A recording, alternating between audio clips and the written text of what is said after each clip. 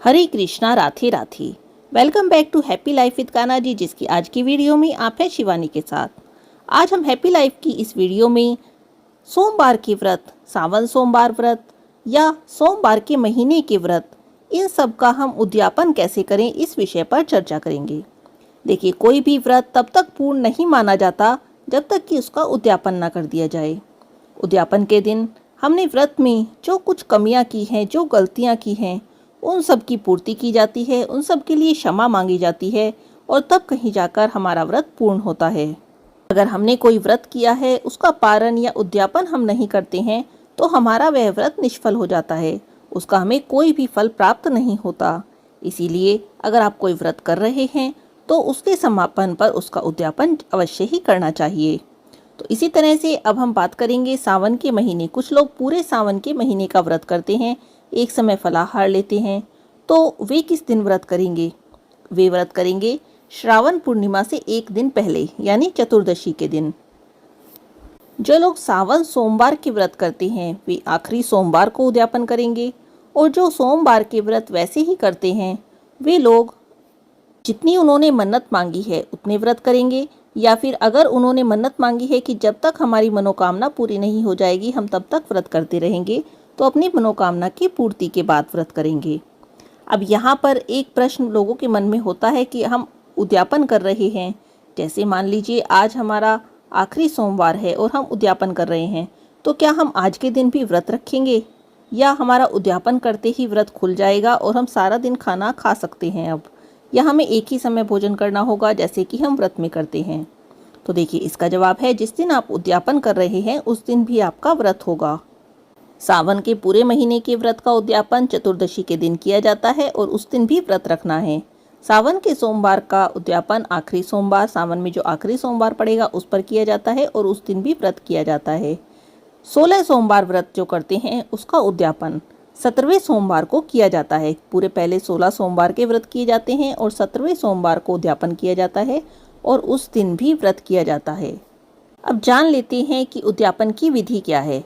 देखिए, आप सोमवार का व्रत का उद्यापन कर रहे हैं, सावन के सोमवार का कर रहे हैं, या फिर सावन के पूरे महीने का उद्यापन कर रहे हैं, एक ही तरह से होगा। तो तीनों की एक ही विधि है। 16 सोमवार व्रत के उद्यापन की विधि कुछ अलग होती है, वो मैं यहाँ पर नहीं बता रही हूँ।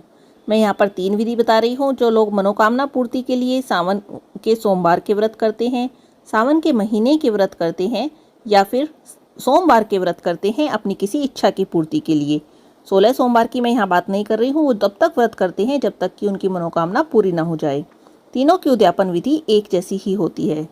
उद्यापन के दिन सुबह सबसे पहले उठिए, खुद से नहाइए और साफ स्वच्छ वस्त्र पहन लीजिए।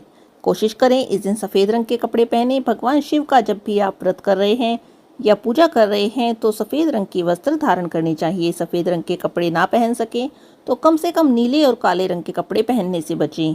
केसरिया रंग के कपड़े पहन लीजिए, पीले रंग के कपड़े पहन लीजिए, इस तरह के सुंदर रंगों के आप कपड़े पहन लीजिए।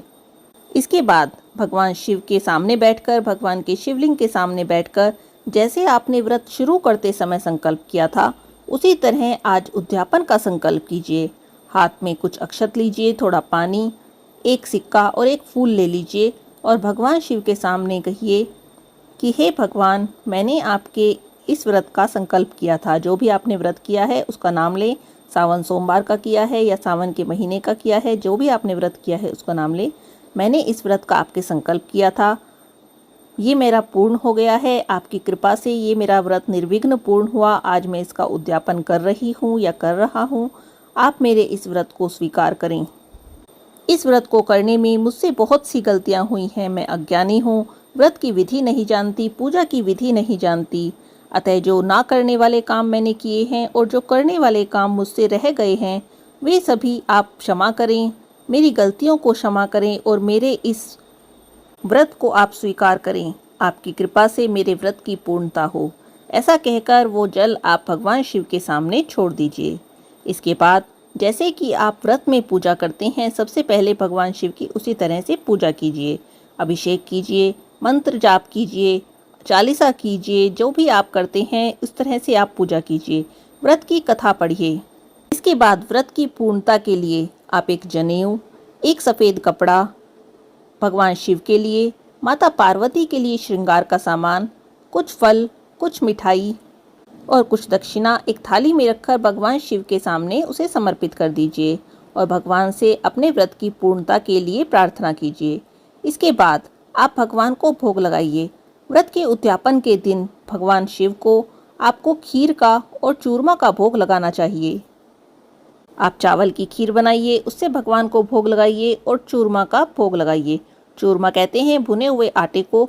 जैसे थोड़ा सा घी आप कढ़ाई में डाल लीजिए, उसमें आटा भून लीजिए, उसमें चीनी मिला लीजिए और कुछ फल मिला लीजिए। इसे कहते हैं चूरमा। जब ठंडा हो जाए आपको फल तब मिलाने हैं, गर्म में नहीं। इसे कहते हैं चूरमा का प्रसाद। ये प्रसाद भी व्रत के उद्यापन के दिन आप भगवान शिव को अवश्य ही लगाएं। शाम के समय जो सामान आपने भगवान शिव के सामने थाली में रखा है, माता पार्वती जी के सामने रखा है, उसे आप ब्राह्मणों को दान दे दें। इसके अलावा भी व्रत की पूर्णता के लिए आपको ब्राह्मणों को यथाशक्ति अपने सामर्थ्य के अनुसार वस्त्र, कुछ दक्षिणा दान देनी चाहिए। अगर आपकी सामर्थ्य वस्त्र दान देने की नहीं है तो आप कुछ पैसे, कुछ फल, मिठाई, अक्षत, दूध, इस तरह की चीज़ें ब्राह्मणों को दान अवश्य दें। वैसे तो आप व्रत का उद्यापन किसी पुरोहित पंडित को बुलाकर भी करा सकते हैं, लेकिन सबकी सामर्थ्य में नहीं होता है कि पुरोहित या पंडित जी को बुला सकें। इसीलिए ये सूक्ष्म विधि मैंने आपको बताई है, जिससे कि आप घर पर ही अपने सोमवार व्रत या सोमवार सावन के महीने के व्रत का उद्यापन कर सकते हैं। भगवान भोलेनाथ तो भोले भंडारी हैं, थोड़ी सी पूजा से ही संतुष्ट हो जाते हैं। मात्र एक लोटा जल और बिल्व पत्र अगर प्रेम और समर्पण से उन्हें अर्पित कर दिया जाए तो वे तो उसी से प्रसन्न हो जाते हैं। उनकी पूजा में किसी तामझाम की जरूरत नहीं, सिर्फ अपने प्रेम को, अपने मन को, अपनी भक्ति को भगवान को हमें समर्पित करना है और भगवान भोलेनाथ उतने से ही प्रसन्न हो जाते हैं। तो बिना किसी दुविधा और संशय के पूरे प्रेम और समर्पण के साथ आप भगवान भोलेनाथ के इस व्रत का उद्यापन कीजिए। भगवान भोलेनाथ अवश्य ही आपके व्रत को स्वीकार करेंगे और जिस मनोकामना को मन में धारण करके आपने इस व्रत को किया है उसे भी वे अवश्य ही पूरी करेंगे। आज की इस वीडियो में बस इतना ही। हरे कृष्णा, राधे राधे।